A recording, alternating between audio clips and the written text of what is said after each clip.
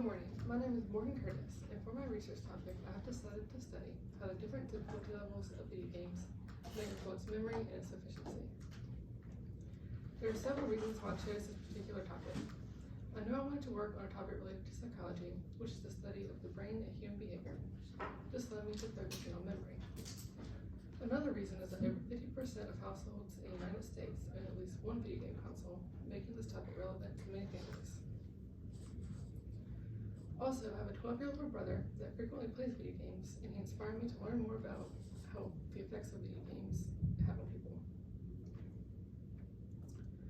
Existing research has shown that video games affect aspects of human behavior by increasing the efficiency of short-term memory in people who play video games versus those who do not. Another study found that participants that play for longer periods of time were more capable of performing tasks related to memory recall. Both of these studies express the need for further research on how other factors of video games could affect these results. The gap in the field I'll be filling is how the different difficulty levels may affect these results on memory. One article explained the various effects video games have on people and how these effects can be used to create opportunities to solve problems in the world today. This field is relatively new, considering the ongoing development of technology that continues to grow every day. Aiming to fill the gap in existing research led to the development of my question, how the difficulty level of video games affects short-term memory. To answer my research question, my research hypothesis is, if adolescents play video games at a more difficult level, they will have an increase in efficiency of their short-term memory. If this is not true, then my null hypothesis is, if adolescents play video games at a more difficult level, there will be no difference in the efficiency of their short-term memory. Some of the literature I have read explained how challenge can help improve memory, which is the main reason I wanted to focus my research on how challenge levels of video games have the effects challenge video games have on memory enhancement. To test the hypothesis, my proposed independent variable is the different difficulty levels that the participants will play. My dependent variable will be the increase or decrease in the memory scores of the participants after playing the video game at their sound level. The variables that will be kept controlled are the time spent playing the video game, the same gaming console will be used, and both groups will play the same video game just at different difficulty levels. My study focuses on adolescents, and I have a proposed sample of 30 high school and middle school students between the ages of 12 and 18. They will be randomly put into two groups for the treatment. 15 will be in the easy group, and 15 will be in the hard group. My control group will be formed by having every participant take a memory test before playing the video game. The materials I'll be using in my experiment include a video game console, a TV, a video game, which will be Mario Kart, a controller, and 30 participants. Our procedure is as follows. First, I will gather materials and obtain consent.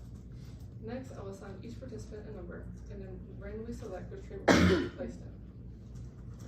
After the groups are decided, one participant will do the memory test, which will be a DigiSpan memory test, before playing the video game.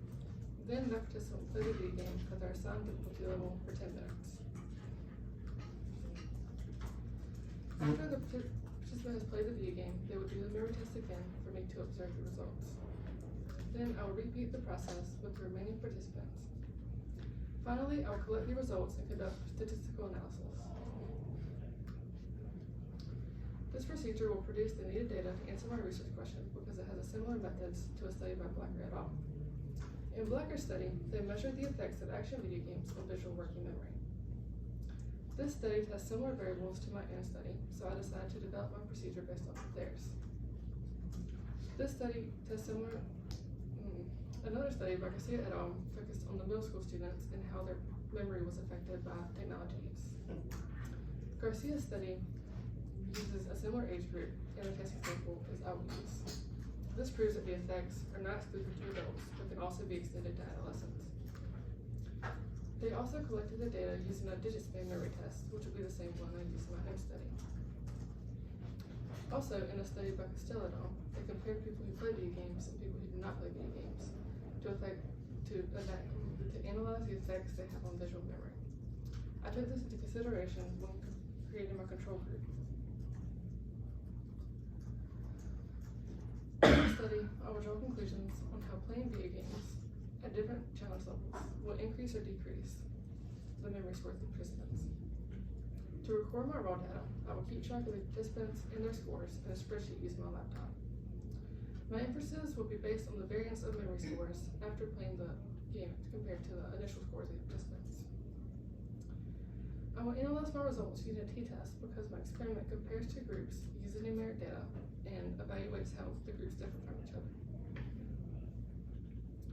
To randomize my treatment, I will assign each participant a number and then randomly select which treatment group they'll be placed in.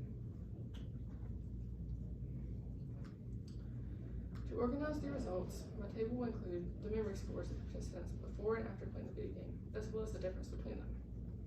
The difference will be calculated by subtracting the initial memory scores from the scores after playing the video game. The table will also include the participants' assigned numbers to be used as identifiers and properly keep track of the results. The data I'll be making my inferences on is how sizable the difference is between the initial score and the score after playing the video game. This variable will be quantitative and result in numeric value. To present the results, I will use a dot plot to graph them. This graph will clearly demonstrate the relationship between the treatment group before playing the video game and after playing the video game. The y-axis will represent the value of the difference, and the x-axis will represent the treatment group. The dark blue dots indicate the easy challenge group, while the light blue dots indicate the harder challenge group. I expect for the more difficult group to have a bigger difference in the memory scores, and the easier group to have a smaller difference. This relationship is shown by the sample graph I made. Some of the personal takeaways I have gained from this class are my improvement of organization skills and time management skills. This semester I've learned many things, including how to correctly analyze literature and make connections to identify gaps in the field. I have also learned how to properly use databases to find useful and accurate information. With that, does anyone have any questions? Can you please explain the digit span test, what that is and how you will conduct it? It's like, I would tell the participant a number and then they would repeat it back to me. And then we would like do like a series of each of them repeating back. And then based on how many they get correct would be their score. So it would be like you tell me like 3, 68, 12. And then I have to say them back to you in that order? Yes. And then we would add on each time. You what? And then you would add on each time that you get it correct. Okay. And how will that, and you probably said this, but I was writing, how will that be an accurate representation of working memory? Because it's, in one of the studies, it explained that for short-term memory, that it's the best test to use, and because it's recall. Okay.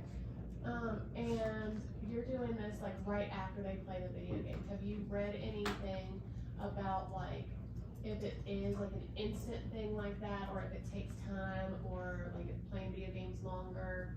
What relationship do you think is there? Not anything in depth, but I think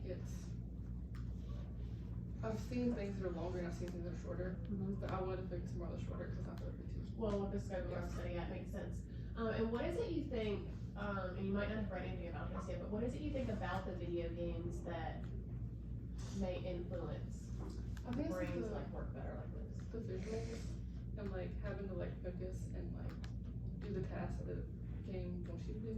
Okay. So I think that's what. And then I think I already asked this question like 9 million times, but why did you choose Mario Kart?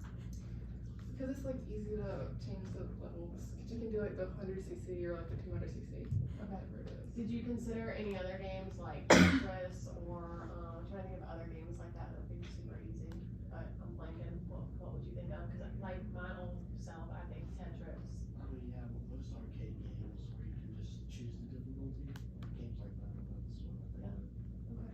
Did you have any questions? I was gonna ask the Mario Kart thing. What games is Ray gonna use? Probably a Switch. That's what we have. Do you think that that will like affect your study at all if people like haven't used the Switch before or anything like that? Probably. I haven't thought about that. Well, I didn't either until just now. Just like, I mean, I don't think so, because like, someone's skill at playing a game, they're still gonna struggle more at it harder. yeah, we are. We are. if you play easy mode,